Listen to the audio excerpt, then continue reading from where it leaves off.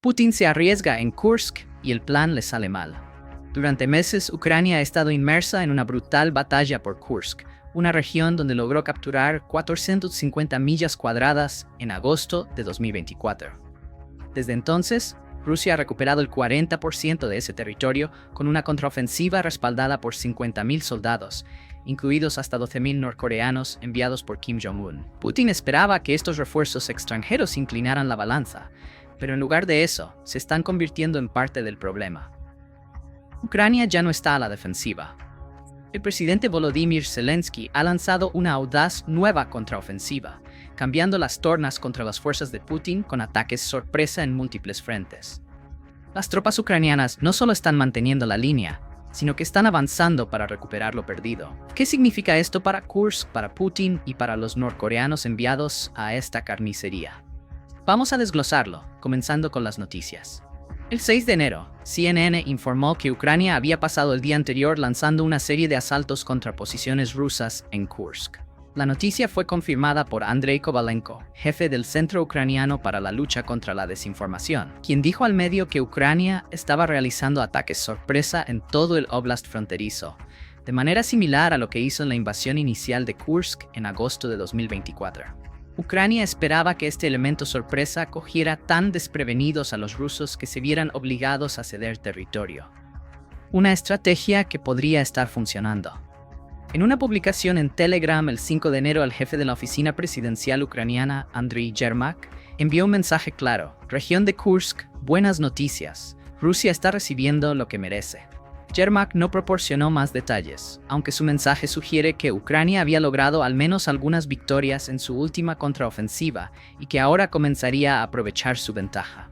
El Ministerio de Defensa de Rusia envió el mensaje opuesto.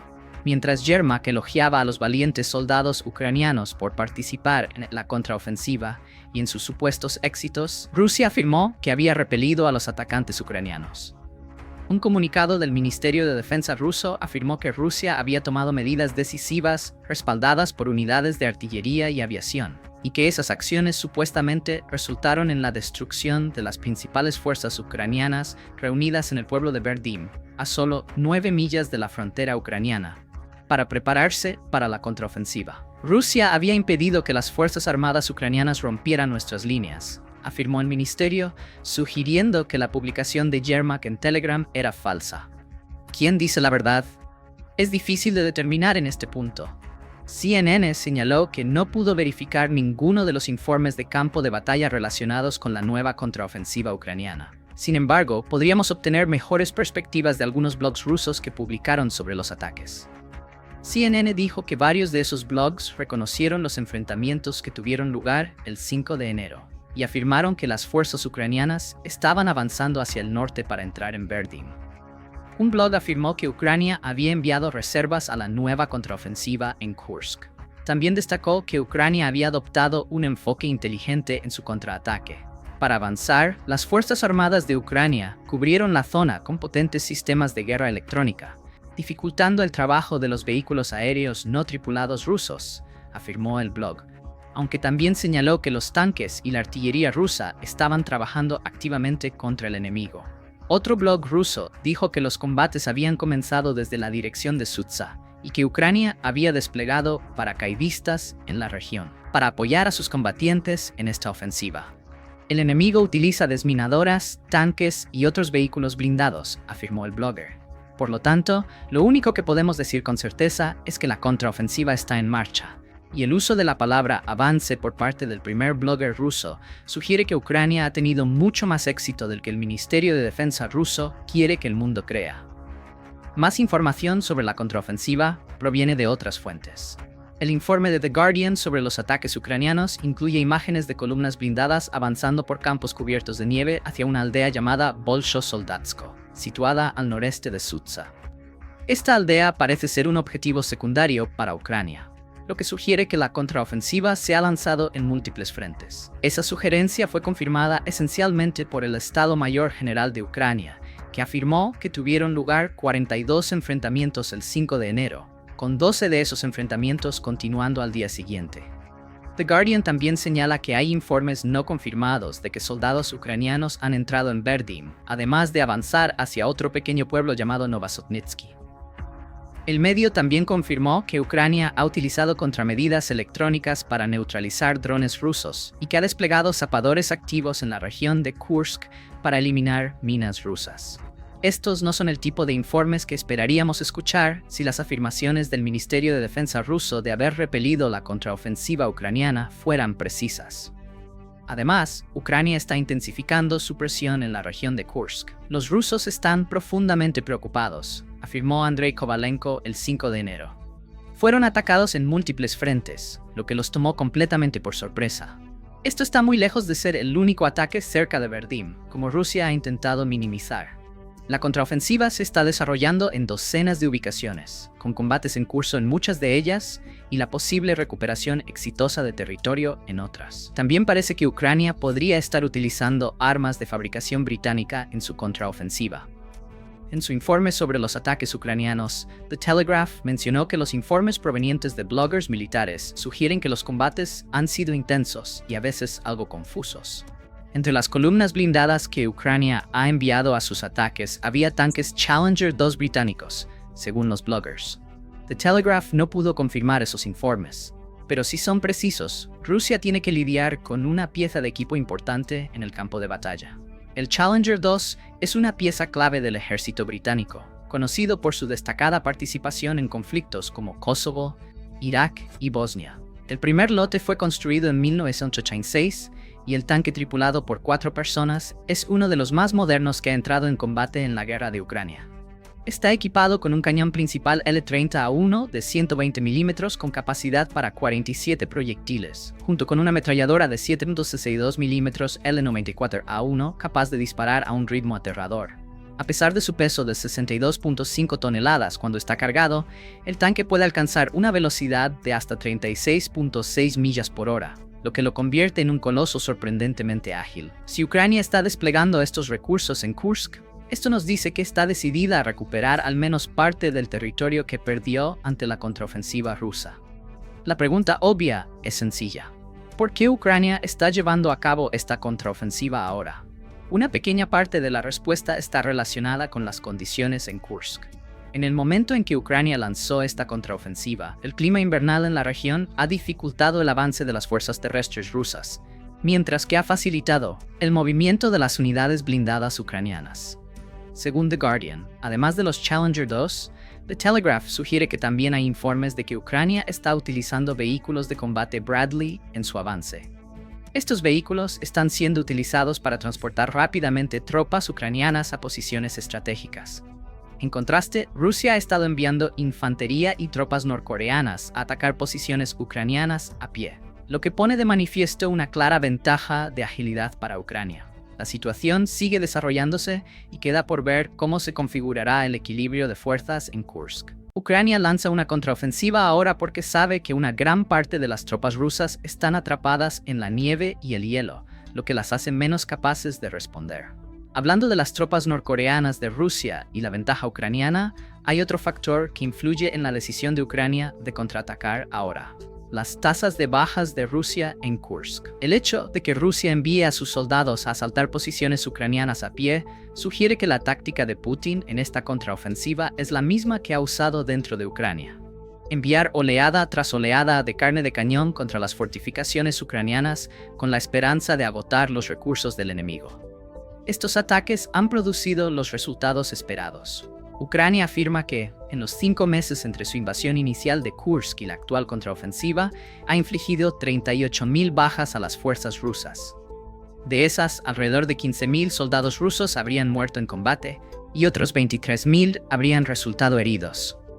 Como si fuera un juego infantil de ojo por ojo, Rusia volvió a publicar cifras superiores a las dadas por Ucrania, afirmando haber causado 49.010 bajas ucranianas en Kursk durante el mismo periodo. No se proporcionaron detalles sobre muertos y heridos, y parece un número inusualmente alto, dado lo frecuente que es que Rusia minimice las cifras relacionadas con sus bajas. En cuanto a las tropas norcoreanas en Kursk, Rusia también está perdiendo a muchos de los soldados que recibió del presidente norcoreano Kim Jong-un como parte de su tratado de defensa colectiva con su aliado asiático. Como se mencionó antes, Kim envió hasta 12,000 soldados, muchos de los cuales son reputados miembros del Cuerpo de Tormenta, las fuerzas de élite de Corea del Norte. En octubre de 2024, Zelensky reafirmó esa cifra durante una aparición en el podcast de Lex Fridman en enero de 2025, añadiendo que Ucrania ha matado o herido a 3,800 soldados norcoreanos, aproximadamente un tercio del contingente enviado por Kim. Esto demuestra que Ucrania ha tenido bastante éxito contra el mayor aliado de Putin. De hecho, en los 2 días previos al 4 de enero, Ucrania destruyó un batallón completo compuesto principalmente por tropas norcoreanas, según Zelensky. Esto sugiere que las tropas de Kim están sufriendo bajas rápidas y numerosas. ¿Por qué esto es importante en el contexto de la contraofensiva de Ucrania en Kursk? Todo se reduce a los números. Ucrania ha estado debilitando a las fuerzas rusas, compuestas por 50,000 efectivos que Putin envió a Kursk para recuperar el territorio. Esa defensa valiente ha dejado a Rusia debilitada, con menos tropas para lanzar ataques. La presión rusa parece estar disminuyendo, lo que ha abierto la puerta para que Ucrania lance contraataques.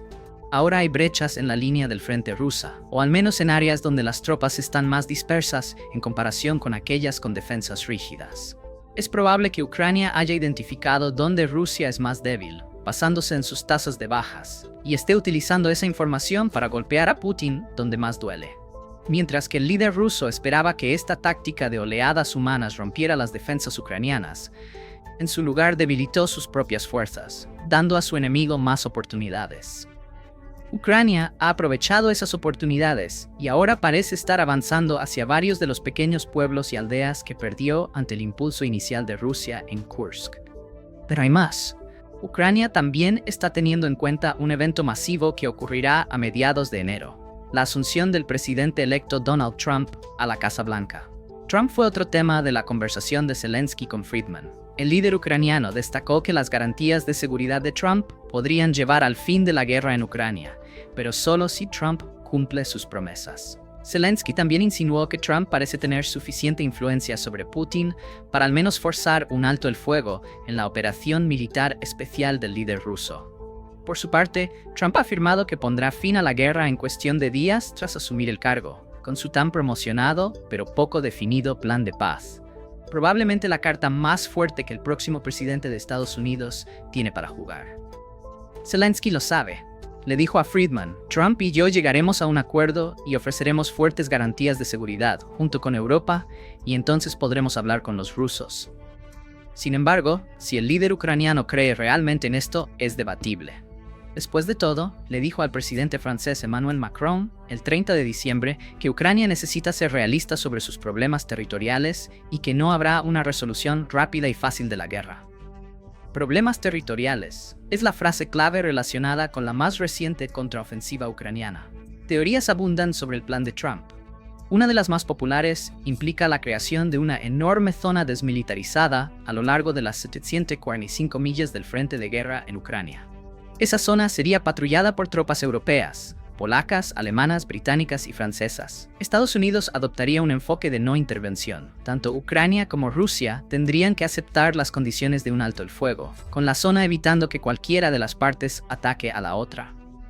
A partir de ahí, podrían comenzar los planes de paz, probablemente girando en torno al territorio que cada país controla.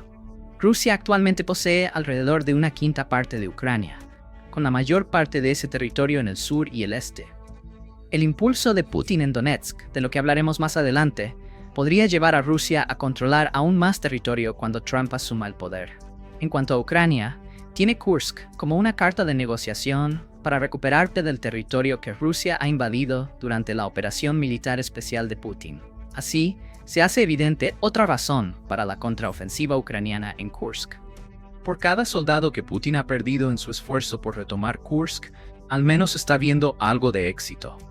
Mencionamos anteriormente que Rusia ya ha recuperado alrededor del 40% de lo que había perdido ante la invasión de Ucrania en agosto de 2024. La contraofensiva de Ucrania es un intento de recuperar al menos una parte de ese territorio perdido, de modo que tenga la mayor ventaja posible si y cuando Trump la lleve a la mesa de negociación con Rusia. Kursk tiene un gran valor para Putin. aunque es más pequeño en el contexto de cuánto territorio Rusia ha arrebatado a Ucrania. Kursk sigue representando la primera vez que Rusia ha sido invadida con éxito desde la Segunda Guerra Mundial. Dejarlo en manos ucranianas, incluso si eso significa intercambiar Kursk por mucho más territorio dentro de Ucrania, sería un golpe devastador para Putin. Putin podría estar dispuesto a intercambiar más territorio ucraniano del que recibe a cambio de Kursk solo para aliviar su humillación. Zelensky apostará por eso, lo que es una de las razones por las que ahora vemos a Ucrania empujando para recuperar territorio en Kursk. Está creando presión para Putin, y eso nos lleva a otra razón por la que Ucrania ha elegido este momento para contraatacar en Kursk. Robert Clark, miembro del grupo de expertos estadounidense Yorktown Institute, afirma que Ucrania pretende usar cualquier territorio que tenga en Kursk como moneda de cambio más adelante. Sin embargo, también señala que Putin ha comprometido gran parte de su reputación entre su propio pueblo al éxito o fracaso de los esfuerzos actuales de Rusia en Kursk. Clark dice que el último movimiento de Ucrania tendrá un impacto mucho mayor para Putin que para Trump en el contexto de las conversaciones de paz. Putin ha dicho al pueblo ruso durante el periodo navideño que recuperará todo Kursk para Rusia. Por lo tanto, la capacidad de Putin para realmente mantener el control de Kursk será mucho más importante para él y para Rusia que para el presidente Trump en el futuro. De nuevo, el aspecto de la humillación que mencionamos antes. Putin está bajo presión de su pueblo, y quizás de fuerzas dentro del Kremlin que han visto la situación en Kursk como un signo de debilidad. Gracias a lo que Ucrania está haciendo, la recuperación del territorio perdido por Rusia se vuelve mucho más difícil cuando Ucrania está activamente recuperando territorio y defendiendo lo que todavía tiene. Alex Kadir, corresponsal internacional de Times Radio, coincide. Él dice que la contraofensiva de Ucrania rompe la narrativa de los últimos meses, en la que Rusia había estado recuperando lentamente territorio en Kursk. Y nuevamente, esto crea presión para Putin, mostrándole que incluso con la enorme ventaja en mano de obra gracias a las tropas norcoreanas, las fuerzas ucranianas todavía tienen la capacidad de contraatacar. Estos golpes contundentes aumentan aún más la presión sobre Putin. Kadir afirma: es ciertamente significativo la cantidad de recursos que se han invertido en esto, refiriéndose a la contraofensiva de Ucrania, pero también tendrá consecuencias diplomáticas muy serias si y cuando ocurran estas conversaciones de alto el fuego. Todo parece haber salido bien para Ucrania. Las condiciones invernales le dieron la ventaja de movilidad que necesitaba para lanzar la contraofensiva en primer lugar. Haber disfrutado de tanto éxito en términos de las tasas de bajas rusas y norcoreanas solo aumentó la oportunidad que el invierno proporcionó, al crear brechas que Ucrania pudo explotar. Y con Donald Trump pronto a convertirse en presidente, Ucrania está aprovechando cada oportunidad que tiene para recuperar territorio y aumentar la presión sobre un Putin ya debilitado, tanto a nivel interno como en términos de las próximas conversaciones de paz. También está el asunto de Donetsk, por considerar. Mientras toda esta lucha en Kursk continúa, Rusia está avanzando con fuerza para reclamar la mayor cantidad posible de territorio en el este de Ucrania. Rusia está avanzando por esa región a un ritmo más rápido que cualquier otro logrado en términos de adquisiciones territoriales desde febrero de 2022 y la invasión inicial. Las tropas de Putin están a punto de flanquear la ciudad de Pokrovsk en Donetsk y han obligado a Ucrania a abandonar posiciones defensivas clave. Estas incluyen una fortaleza subterránea en una planta de energía térmica en ruinas que Ucrania pasó la mayor parte de la guerra defendiendo. Estos avances no han pasado desapercibidos para Zelensky. De hecho, algunos comentaristas incluso han criticado las acciones de Ucrania en Kursk, y es probable que esas críticas se intensifiquen a raíz de la contraofensiva. Los críticos sugieren que Ucrania estaría mejor servida si destinara las tropas estacionadas en Kursk a la defensa de Donetsk, ralentizando así el avance ruso. Sin embargo, el comandante en jefe militar de Ucrania, Alexander Syrsky, opina lo contrario, afirmando que toda la operación en Kursk ha obligado a Rusia a desviar tropas que habría enviado a Donetsk. Al lanzar su contraofensiva en Kursk, Ucrania espera mantener comprometidas a estas tropas y quizás empujar a Moscú a desviar aún más recursos. Aunque Ucrania puede frenar las pérdidas en Donetsk mientras recupera partes de Kursk, la pregunta ahora es simple: ¿tendrá éxito la contraofensiva ucraniana en Kursk? Es un poco pronto para saberlo, ya que la operación aún está en curso. Sin embargo, Ucrania tiene un historial de contraofensivas fallidas durante la operación militar especial de Putin. En el verano de 2023, Ucrania intentó una contraofensiva en el sur y el este del país para recuperar territorio tomado durante la invasión inicial. Esa contraofensiva se estancó, lo que significó que Ucrania fracasó en su intento de cortar la conexión entre Crimea, controlada por Rusia, y el territorio continental ucraniano. ¿Podría esta contraofensiva en Kursk sufrir el mismo destino? Es posible, aunque las condiciones son muy diferentes. En el verano de 2023, Ucrania pasó varios meses acumulando fuerzas y armamento para lanzar su contraofensiva, lo que dio a Rusia mucho tiempo para prepararse. Esto permitió a las fuerzas de Putin crear defensas en capas a lo largo de la línea del frente. Se cavaron trincheras y se colocaron minas en áreas estratégicas, lo que ralentizó el ataque ucraniano hasta casi detenerlo, permitiendo que Rusia defendiera la mayor parte del territorio capturado. Eso no es lo que está sucediendo durante la contraofensiva en Kursk. Esta vez, Ucrania ha lanzado asalto sorpresa. Está atacando múltiples puntos a lo largo de la línea del frente, como lo hizo en el verano de 2023. Pero lo está haciendo sin dar tiempo a las fuerzas rusas para prepararse. Además, Ucrania está atacando mientras Rusia está en pleno ataque, eliminando así la mentalidad defensiva que permitió a las fuerzas de Putin repeler con éxito la contraofensiva de 2023. También existe la posibilidad de que la actual contraofensiva en Kursk sea una distracción. La BBC informa que un puñado de bloggers militares rusos han especulado sobre esto, con Yuri Podolyaka, sugiriendo que los ataques actuales de Ucrania podrían estar desviando la atención de Rusia de un ataque más grande por venir. Alexander Kots, otro blogger ruso, parece estar de acuerdo, afirmando que un ataque principal podría lanzarse en otro lugar mientras Rusia está ocupada con los ataques menores de Ucrania. Quizás Ucrania tenga algo más grande preparado para Rusia. Si ese es el caso, las afirmaciones de Rusia de haber sofocado al menos parte de la contraofensiva ucraniana podrían interpretarse de otra manera. Quizás Ucrania estaba provocando a Rusia, infligiendo bajas en el camino, mientras se prepara para un ataque mayor contra una Rusia debilitada. Todo esto en Kursk está por verse. Por ahora, queremos tus opiniones sobre la contraofensiva ucraniana en Kursk. ¿Es este el último esfuerzo desesperado de Ucrania para mantener su territorio antes de que Trump asuma la presidencia? ¿Se avecina un ataque mayor de Ucrania? Comparte tus pensamientos en los comentarios. Y gracias por ver el video.